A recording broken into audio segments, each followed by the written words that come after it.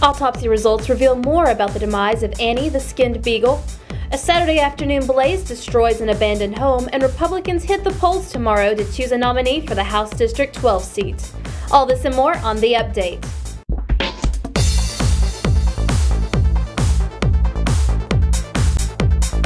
Breaking news tonight, the Cullman County Sheriff's Office released results from the autopsy of Annie, a Vinemont family's beagle who was found skinned alive last month. Sheriff Tyler Roden said the study found evidence the animal was skinned by a machine and not by a person. To see the complete press conference, check the local news page of CullmanTimes.com. Fire destroyed a home off Schneider Road Saturday. Cullman firefighters responded to the call around 2 o'clock in the afternoon. Neighbors said the home had been abandoned for decades and was a popular spot for trespassers.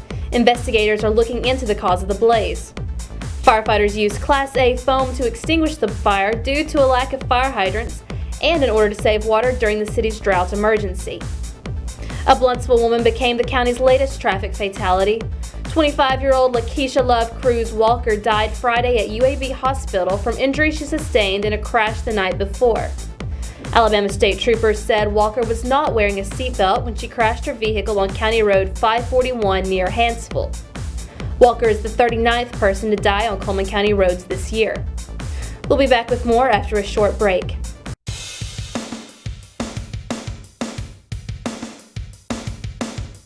Sports injuries happen. When they do, Sports First is ready. With rehab from trainers who are athletes themselves and who lead you every step of the way. Trainers who know the importance of recovering from a sports injury quickly and correctly. Sports First. We'll get you back in the game. Republican candidates Bill Floyd and Wayne Willingham will seek the party's nomination for the House District 12 seat in a runoff election tomorrow. Floyd and Willingham took home a combined 60% of the Republican votes during the primary election on November 13th.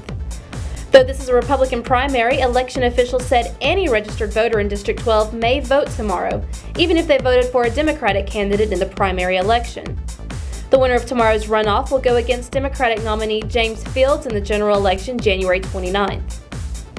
A city police car was left charred after a 30-minute chase through the Jones Chapel area Monday. Cullman Police Chief Kenny Culpepper said officers responded to a shoplifting call at Walmart. 37-year-old Timothy Picklemeyer was the suspect in the incident but fled the scene. Officers then pursued him through Jones Chapel until he turned off onto a logging road where patrol cars could not follow. Culpepper said the officers pursued Picklemeyer on foot. When they returned to their vehicles, they discovered a patrol car engulfed in flames. Culpepper said evidence indicates the pine straw or hay was stuck around the car's catalytic converter and caused the fire. If the suspect is caught, he will be held accountable for damage to the car. A local man is trying to raise awareness for neurological diseases by hiking more than 2,100 miles on the Appalachian Trail. Read the story in Wednesday's Lifestyle section. That's all for this week's update. For more local news and information, check CullmanTimes.com or see the daily print edition of the Cullman Times.